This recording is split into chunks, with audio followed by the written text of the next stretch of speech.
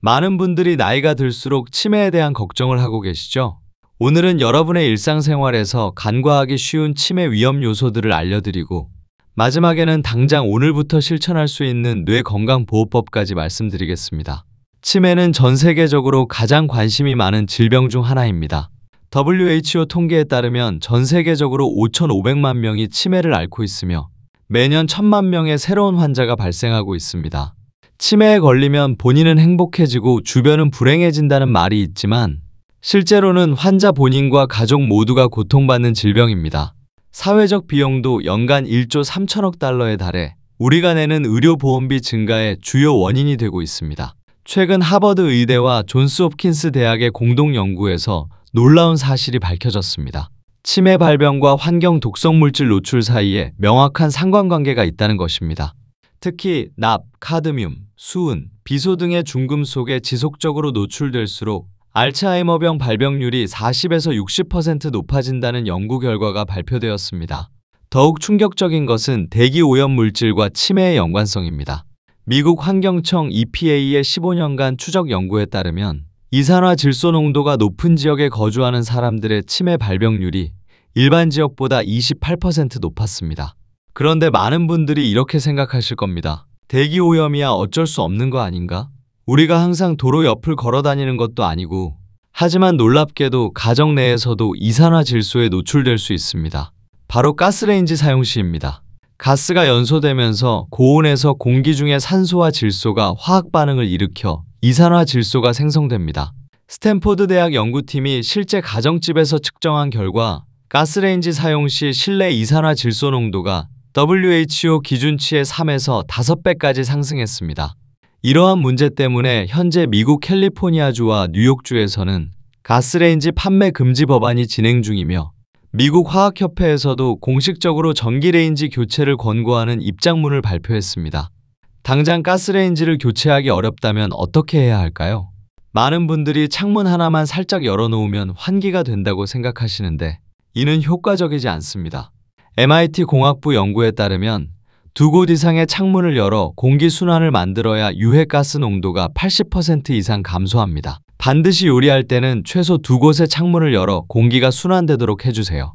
또한 요리 과정에서 기름을 사용할 때 고온에서 발생하는 유증기와 분해 생성물들도 주의해야 합니다. 아마 요리하실 때 공기청정기가 요란하게 작동하는 것을 경험해 보셨을 겁니다. 이는 실제로 유해물질이 많이 발생하기 때문입니다. 튀김이나 볶음 요리를 하실 때는 기름이 연기가 날 정도로 과열되지 않도록 주의하시고 요리 후에도 충분한 환기를 유지해주세요. 이제 실내 공기질 관리에 대해 말씀드리겠습니다. 실내 공기질은 시간이 지나면 무조건 나빠진다고 기억하세요. 그 이유는 2가지입니다. 첫째, 가구나 벽지에서 포름알데히드와 같은 휘발성 유기화합물이 지속적으로 방출됩니다. 실제로 미국 EPA의 실험 결과 일반 가정집에서도 시간이 지날수록 포름알데히드 농도가 점진적으로 상승했습니다. 포름알데히드는 WHO에서 1급 발암물질로 분류한 물질입니다. 둘째, 앞서 말씀드린 요리 과정에서 발생하는 유해가스들이 축적되기 때문입니다. 그렇다면 미세먼지가 높은 날에도 환기를 해야 할까요? 네, 그렇습니다. 실내에서 발생하는 유해물질은 대부분 미세먼지보다 더 위험하기 때문입니다. 하루 2회, 오전과 오후에 각각 10에서 15분씩 환기를 하신 후 공기청정기를 가동하시는 것이 가장 효과적입니다. 실내에서 발생된 오염물질은 한번 밖으로 배출시켜야 합니다. 방향제나 공기청정기만으로는 근본적인 해결이 되지 않습니다. 이제 중금속 노출을 줄이는 방법에 대해 말씀드리겠습니다. 중금속은 한번 체내에 들어오면 잘 배출되지 않는 특성이 있습니다. 이는 중금속이 우리 몸의 단백질과 강하게 결합하는 킬레이트 결합을 형성하기 때문입니다. 가장 효과적인 예방법은 소식입니다. 하버드 의대의 30년 추적 연구에 따르면 칼로리 섭취를 20에서 30% 줄인 그룹의 치매 발병률이 대조군보다 47% 낮았습니다.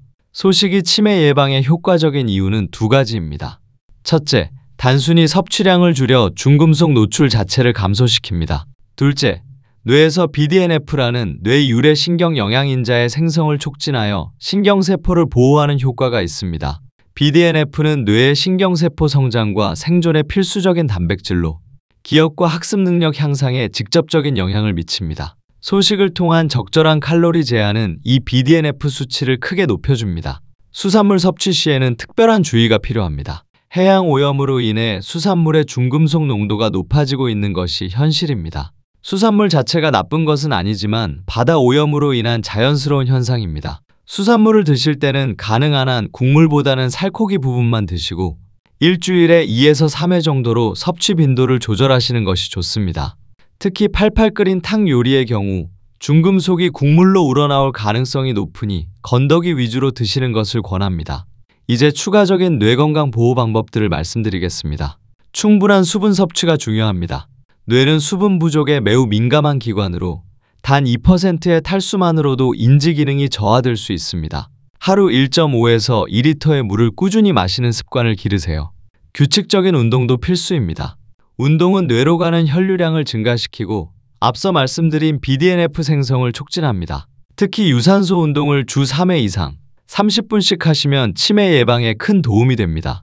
충분한 수면도 중요합니다. 수면 중에 뇌는 아밀로이드 베타라는 치매 원인 물질을 제거하는 청소 작업을 합니다. 7에서 8시간의 질 좋은 수면을 유지하시기 바랍니다. 오늘 말씀드린 내용들이 너무 복잡하게 느껴지실 수도 있지만 핵심은 간단합니다. 정확한 지식만 있으면 누구나 안전하게 생활할 수 있습니다. 유해성은 노출량과 노출 횟수에 비례합니다. 따라서 언제 어떤 유해 물질에 노출되는지만 정확히 아신다면 충분히 예방할 수 있습니다.